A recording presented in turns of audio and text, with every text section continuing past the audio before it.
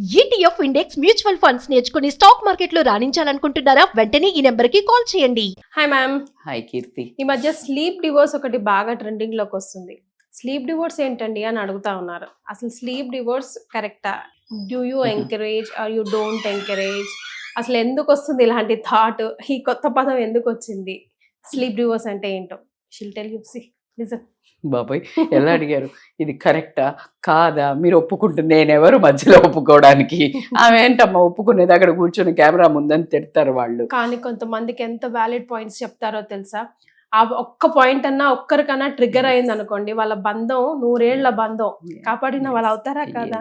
అట్లాంటి వాళ్ళు కోకళ్ళు ఉన్నారా లేదా మీకు? మరి అందుకని కమెంట్ చేసే వాళ్ళు మీరు టైం పాస్ చేసుకోండి, అలా అయినా ఉపయోగపడుతున్నాం మేము మీకు.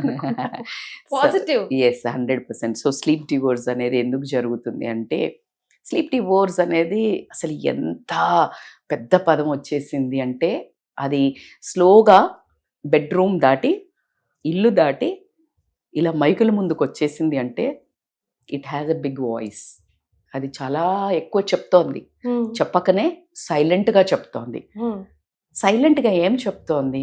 వినే మనసు లేకపోవడం వల్ల సైలెంట్గా చాలా చెప్తోంది. It is not a sleep divorce, it is a silent divorce. It's a very very emotional thing. It's not easy. ఏంటి స్లీప్ డైవర్స్ అంటే? ఇద్దరికి మీరు అన్నారే, భార్యకి భర్త, భర్తకు భార్య, పక్కా హైదరాబాదీ అమ్మాయి అనుకుంటా, మియాకు బీవీ, బీవీకి మియా అని చెప్తుంటుంది. సో ఒక మనిషి ఎక్కడికన్నా వెళ్ళి రాని అలా వచ్చి భర్త అలా ఒక చెయ్యి పెడితే అక్కడ పడుకొని అలా ఒక చెయ్యేసి పడుకుంటే భూప్రపంచాన్ని మరిచిపోయి ఎవడరా వచ్చేది, దా నాకు చూడు ఎవరున్నారో, అమ్మయ్య నేనంతా లోకాన్ని భర్త వచ్చి ఫైట్ చేసి వచ్చాను రా బాబు జాబ్ దగ్గర. కానీ ఫైట్ అంటే in the sense physical fight కాదు, వర్క్ ఫైటా లేదా మెంటల్గానా ఫైనాన్షియల్గానా. అబ్బా చక్కగా ఒక అమ్మవాడిలో పడుకున్నట్టు భార్య దగ్గర అలా పడుకుంటే ఒక రకమైన సేద తీరడం ఉంటుందే, ఏ థెరపీలు పనిచేయవు. కానీ అది చూస్ చేసుకోకుండా ఆ స్లీప్ డివోర్స్ అనే దగ్గరికి వెళ్ళారు అంటే దాని వెనకాల ఎంత పెద్ద యుద్ధం జరిగి ఉంటుందో, ఎన్ని జరిగి ఉంటాయో. యుద్ధం అనగానే ప్రాపర్ కొట్లాటలు అయి ఉండొచ్చు, కాకపోయి ఉండొచ్చు. ఎమోషనల్గా ఒక మనిషి పట్టించుకోకపోవడం, అక్కడ దాకా ముందు డివోర్స్ దాకా వెళ్ళకుండా మరి స్లీప్ డివోర్స్ ఎందుకు మేడం అంటే, సమాజానికి భయం, పిల్లల బాధ్యతలను ఒప్పుకోవడం వల్ల, మళ్ళీ కల్చరల్ కండిషనింగ్లో డివోర్స్కి వెళ్తే బయటకు వెళ్ళిన తర్వాత ఆ వాగుడు ఎంత తట్టుకోలేక, అంత ధైర్యం లేక, నేను నా భార్య బానే ఉన్నామని పోకడ చూపించుకోవడానికి మగాళ్ళు అయితే ఎన్ని రా బాబు, ఎన్ని నాటకాలు రా బాబు. ప్రాపర్ ఇది నిజంగా కదక. ఒక బుర్ర కింద హరికథ చెప్తే, హరితేజ ఉంటుంది కదా, బుర్రకథ చెప్పిస్తే ఆవిడతో చాలా అర్థమవుతుందేమో అనిపిస్తుంది నాకు. It's so much painful topic. మనం ఊరికే చెప్పుకుంటున్నాం కానీ ఆ మదన పడే వాళ్లకు బ్రతకలేక, ఇటు చావలేక, త్రిశంకు స్వర్గం. ఆ బయటికి పోయి ప్రశాంతంగా ఉంటామా? లేదు. లోపల కలిసి ఉన్నామా? లేదు.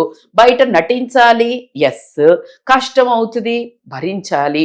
సో ఇలాంటివన్నిటిని దాటి సైలెంట్గా స్లీప్ డివోర్స్ ఎందుకు? యాజ్ ఐ టోల్డ్, ముందు నుంచి ఇద్దరికి ఎమోషనల్ కనెక్షన్. అది సైలెంట్గా ఒకటే రోజు అవ్వదు. ఒకరికొకరికి చెప్పి అరిచి గొడవ పెట్టి 4-5 ఫోన్లు పగిలి, 4-5 కప్పులు పగిలి, గొడవలై 1-2 సార్లు ఇల్లు వదిలిపెట్టిపోయి, లేదు అంటే లిటరల్లీ భయానకమైన పీక్ స్టేజ్కి వెళ్ళి అక్కడి నుంచి వేస్ట్. ఇంకా ఐ గివ్ అప్.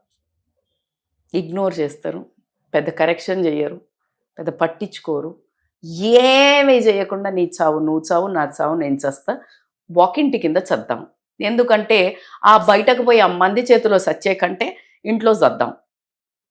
చాలా bad language, I know, I understand. This is the truth of a life.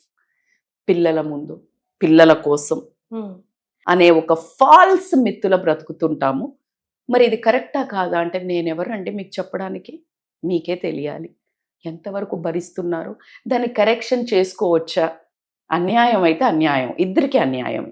కానీ ఆ అన్యాయంలో ఒక మనిషి చేసే ప్రవర్తన వల్ల పట్టించుకోలా, బరితగించి తిరుగుతున్నారు అంటే లైక్ ఇన్ ద సెన్స్ భార్యను హర్ట్ చేసే విధంగా most of the time sleep divorce ఎప్పుడు వస్తుంది తెలుసారా? ఒకటి ఎమోషనల్ గా దెబ్బ కొట్టినప్పుడు, అట్లాగానే ఫిజికల్ గా దెబ్బ కొట్టినట్టు. ఫిజికల్ గా అంటే ఒకటి అబ్యూజ్, రెండోది బాధ్యతలు సరిగ్గా నిర్వర్తించలేకపోయినప్పుడు. ఈ అమ్మాయి అయితే తనే బాధ్యతలు నిర్వర్తిస్తున్నప్పుడు, బాధ్యతలు నిర్వర్తించకుండా కూడా బయట పిచ్చి తిరుగుళ్ళు తిరుగుతున్నప్పుడు, ఈ ఫిజికల్ ఎప్పుడు వస్తుంది? ఎమోషనల్ కనెక్షన్ ఉన్నప్పుడే ఫిజికల్ కనెక్షన్ వస్తుంది. కరెక్ట్. ఆ ఫిజికల్ కనెక్షన్ వద్దు అనేది 80% అమ్మాయిలే ఉంటారు. అంటే అన్లెస్ అమ్మాయి చీటర్ అయితే అబ్బాయి అంటాడు.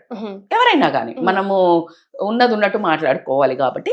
సో ఎప్పుడైతే మనసు కనెక్షన్ కట్ అవుతుందో ఫిజికల్ గా దగ్గర ఉండదు. అందుకే మీరు గమనిస్తే కొన్ని గొడవలు అవుతున్నప్పుడు భార్యాభర్త గట్టిగా అరుచుకుంటుంటారు. ఎందుకు గట్టిగా అరుచుకుంటారు? దగ్గర పిల్లలకు అనిపిస్తుంది వీళ్ళు ఇక్కడే ఉన్నారుగా, చిన్నగా మాట్లాడుకోవచ్చు కదా అనిపిస్తారు. ఏమవుతుందంటే ఎప్పుడైతే కోపంతో ఎమోషనల్ బాండింగ్ కట్ అవుతుందో, మనసులు దూరం అయిపోతాయో, వాటికి వినిపించదు ఒకటికొకటి. అందుకే అరిచి చెప్పాల్సి వస్తుంది.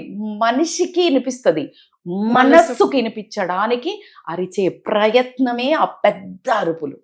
మనసు దగ్గరైంది, ఇష్టం ఉంటే కళ్ళతో ఇలా అనగానే కదా. ఎందుకంటే మనసులు ఒకళ్ళ దగ్గర ఒకటికే ఉంటాయి, జస్ట్ కళ్ళతో ఇషారా కాఫీ హే. రైట్. సో ఎంత డిఫరెన్స్ అంటే ఆ మనసులు ఎప్పుడో దూరం అయిపోయినాయి.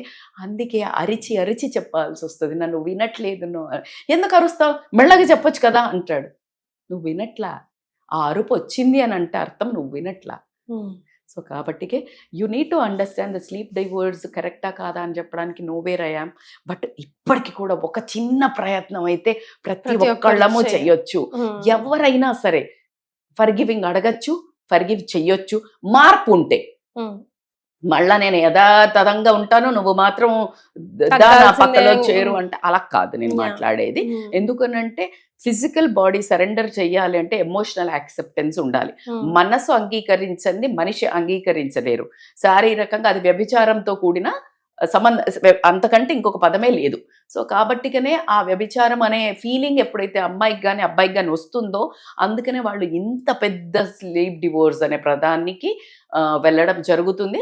ఆ ఎదుటి మనిషి కూడా ఎందుకు యాక్సెప్ట్ చేసే లెవెల్కి వస్తారంటే వాళ్ళ తప్పులు వాళ్ళకు కూడా తెలుసు.